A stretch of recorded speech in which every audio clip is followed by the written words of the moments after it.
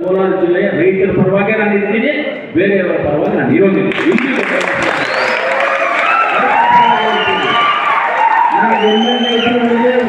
ಮುಂದೆ ಏನಾದರೂ ಒಂದು ರಾಜಕೀಯ ಬೇಡ, ಆದರೆ ರೈತರ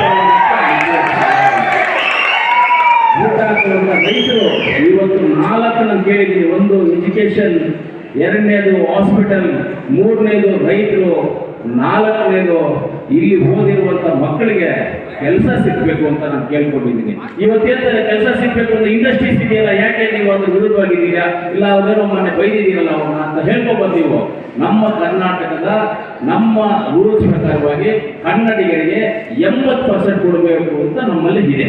80% ಏನಪ್ಪ 80% ಕೊಡಬೇಕು ಅಂತ ಗೊತ್ತಿದೆ, 80%. ಆದರೆ 80% ಕೊಡ್ತಾ ಇಲ್ಲ. ಬೇರೆ ಯಾವ್ಯಾವುದೋ ಊರಿಂದ ಬಂದು ಕೆಲಸಗಳು ಮಾಡ್ಕೊಂಡಿದ್ದಾರೆ. ಆದ್ರೆ ನಾನು ವಿರೋಧ ಅಲ್ಲ, ಮಾಡಿ ಎಲ್ಲರೂ ನಮ್ಮ ಭಾರತೀಯರೇ ಮಾಡ್ಕೊಳ್ಳಿ, ಆದರೆ ರೂಲ್ಸ್ ಅಂಡ್ ರೆಗ್ಯುಲೇಷನ್ ಪ್ರಕಾರವಾಗಿ ಮಾಡಬೇಕು ಅಂತೀವಿ. ಆ ರೀತಿಯಲ್ಲಿ ನಮ್ಮ ಕಾನ್ಸೆಪ್ಟ್ ಈ 4 ಕಾನ್ಸೆಪ್ಟು. ಮೊದಲನೇದಾಗಿ ವಿದ್ಯಾಭ್ಯಾಸಕ್ಕೋಸ್ಕರ ಇವತ್ತು ನಾವೆಲ್ಲ ಇದ್ದೀವಿ. ನಾವೆಲ್ಲ ಓದುವಂಥ ಸಂದರ್ಭದಲ್ಲಿ ನಮಗೆಲ್ಲ ಏನೂ ಫೆಸಿಲಿಟೀಸ್ ಇಲ್ಲ, ನಮಗೆ ಏನೂ ಫೆಸಿಲಿಟೀಸ್ ಇಲ್ಲ. ನಾನು ಸರ್ಕಾರಿ ಶಾಲೆಯಲ್ಲಿ ಓದಿದ್ದವನೇ, ಏನೂ ಫೆಸಿಲಿಟೀಸ್ ಇಲ್ಲ. ಅವತ್ತು ಓದ್ಬೇಕಂದ್ರೆ ಮೊಬೈಲ್ ಇಲ್ಲ, ಏನೂ ಇಲ್ಲ, ಯಾವುದೂ ಇಲ್ಲ ನಮಗೆ. ಮೊಬೈಲ್ಗಳಲ್ಲಿ ಕೊಟ್ಟು ಇದಕ್ಕೇನು ಅದಕ್ಕೇನು ಇದು ಇವಾಗ ಇನ್ನೊಂದು ಯಾವುದೋ ಬಂದ್ಬಿಟ್ಟಿದೆ AI ಅಂತ. AI ಅಂದರೆ ನಾವು ಸುಮ್ಮನೆ AI ನಮ್ಮ ಡೀಟೇಲ್ ಕೊಡುತ್ತೋ ಅದೆಲ್ಲ ಹುಡುಕಿ 5 ನಿಮಿಷಕ್ಕೆ ಒಂದು ಡೀಟೇಲ್ ಕೊಡ್ತಾರೆ ಅಂತ ನಮ್ಮ ಬಂಡವಾಳ ಏನು ಅಂತ. ಇವತ್ತು ತುಂಬ ನಮ್ಮ ಟೆಕ್ನಾಲಜಿ ಎಷ್ಟು ಉದ್ದಾರ ಆಗ್ತಾ ಇದೆಯೋ ಅಷ್ಟು ಡೇಂಜರ್ಸ್ ಲೆವೆಲ್ಗೆ ನಾವು ಹೋಗ್ತಾ ಇದ್ದೀವಿ.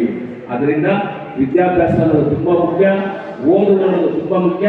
ನೀವೆಲ್ಲರೂ ವಿದ್ಯಾರ್ಥಿಗಳು ನಾನು ಹೇಳೋದು ಒಂದೇ, ಜನ್ಮ ಕೊಟ್ಟಿದ್ದ ತಂದೆ ತಾಯಿ, ವಿದ್ಯೆ ಕೊಟ್ಟಿದ್ದಂಥ ಗುರುಗಳನ್ನ ನಾವ್ಯಾವತ್ತೂ ಮರಿಬಾರ್ದು. ನಾನು ಯಾವುದೇ ಶಾಲೆಯಲ್ಲಿ ಬಂದರೂ ನಮ್ಮ ಗುರುಗಳಾದಂಥ PT ಕೃಷ್ಣಪ್ಪನವ್ರನ್ನ ಇವತ್ತು ನೆನೆಸ್ಕೊಳ್ತೇನೆ. PT ಕೃಷ್ಣಪ್ಪನವ್ರು ಇವತ್ತು ನೆನೆಸ್ಕೊಳ್ತೇನೆ. ಇವತ್ತು ಇದ್ದಾರೆ ಅವರು, ನಮ್ಮ ಅಪ್ಪನಿಗೂ ಅವರೇ ಟೀಚರು, ನನಗೂ ಅವರೇ ಟೀಚರು, ರಿಟೈರ್ಡ್ ಆಗಿಯೂ ಇದ್ದಾರೆ ಇನ್ನು ಅವರು PT ಕೃಷ್ಣಪ್ಪ ಅಂತ. ಹಂಗೆ ಇವತ್ತು ತಿಳ್ಕೊಳ್ತೀವಿ ನಾವು. ಖಂಡಿತವಾಗಲೂ ಎಲ್ಲ